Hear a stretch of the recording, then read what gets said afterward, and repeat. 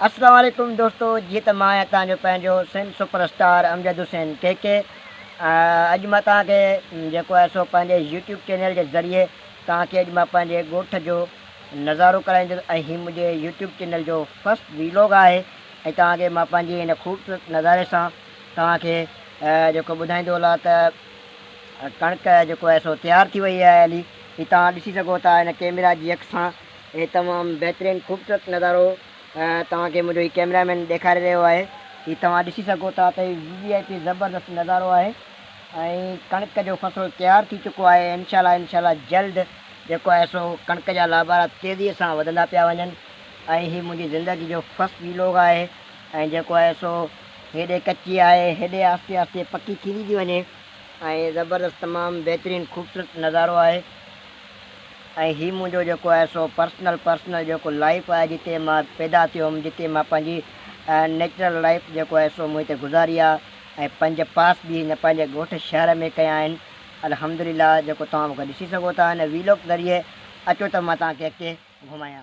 ऐं हीउ तव्हां ॾिसी सघो था त हीउ चौपाई माल जेको गाह आहे, जेके असां सिंधी में चवंदा आहियूं त लूसण, हीउ उहो लूसण आहे जेको हमेशह ॿारड़ी जी आबादी में माण्हू हारी नारी ज़मींदार जेके हूंदा आहिनि उहे तमामु शौक़ सां खाईंदा आहिनि ऐं जेको आहे सो हीउ माल गाह खाईंदो आहे। हीउ तव्हां कैमरा जे अक्सां ॾिसी सघो था, हीउ जेको सारो जेको बि ॿारो आहे हीउ लूसण जो जेको आहे सो गाह जेको आहे हीउ जेको हर माल खाईंदो आहे। ॻऊं खाईंदी आहे, मेंह खाईंदी आहे, ॿकरी खाईंदी आहे, जेको बि सभु जेके हूंदा आहिनि न जेके जानवर, इहे सभु जो सभु खाईंदा आहिनि। हाणे तव्हांखे अची वरी मां घुमायां त हीउ तव्हां जेको आहे सो कैमरा त हीउ जेको तव्हां ॾिसी सघो था त हीउ कैमरा जी अक्सां जेको आहे सो हीउ ॿेर आहे। असां बचपन में जेको आहे सो हिन ॿेर जा ॿेर खाईंदा हुआसीं, ॾाढा मिठा सुहिणा खटा मठा ॿेर हुया ज़बरदस्त। हीउ जेके ॿेरूं तव्हां ॾिसी सघो था ऐं तक़रीबन जेको आहे सो काफ़ी टाइम थी चुको आहे त हिन इलाइक़े में मां पंहिंजे में न आयो आहियां, छोजो वरी काफ़ी जेको हैदराबाद जामशोरो ऐं दादू पंहिंजे शहरनि में पंहिंजी स्टडी जे लाइ निकितासीं त वरी पोइ जेको आहे सो बिज़ी थी वियासीं। वरी उन खां बाद में जॾहिं वरी शोबिज़ जी मीडिया में अची वियासीं त टाइम न पियो मिले त ॻोठ जे हिसाब सां त अॼु वरी हिते पंहिंजी हिन खेत में पंहिंजी ज़मीन ते अॼु आया आहियूं ऐं तव्हां ॾिसो त हीउ जेको आहे सो कणिक तयारु थी चुकी आहे। बसि हाणे हिनखे लाबार पवंदो, हीउ लुभिजी वेंदी त का ख़बर ई कान्हे का। इंसान जी जेको आहे सो असां चाहींदा आहियूं त इंसान जी ज़िंदगी वधे थी, पर न ईअं हरगिज़ बि न आहे, पर इंसान जी ज़िंदगी खुटे थी। असां तव्हांखे तमामु जेको आहे एंटरटेनमेंट करण जे लाइ तमामु तव्हांखे ॾाढो ख़ुशि कंदा आहियूं।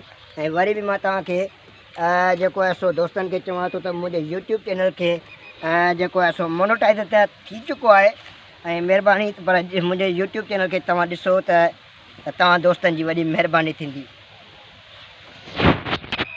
तव्हां ॾिसो था त मां ॿेर रुखूं आहे, ॾाढा मिठा खटा सुहिणा ॿेर VIP ॿेर अथव।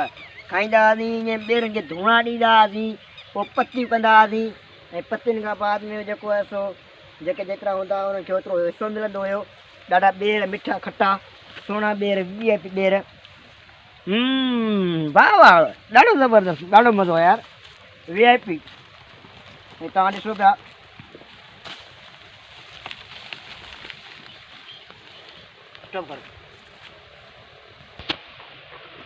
त दोस्तो अॼु जेको आहे सो ही मां तव्हांखे वीलॉग ॾेखारियो ऐं इंशाल्लाह मां तव्हांजे लाइ ॿिया ॿिया काफ़ी सारा वीडियो ठाहींदुमि।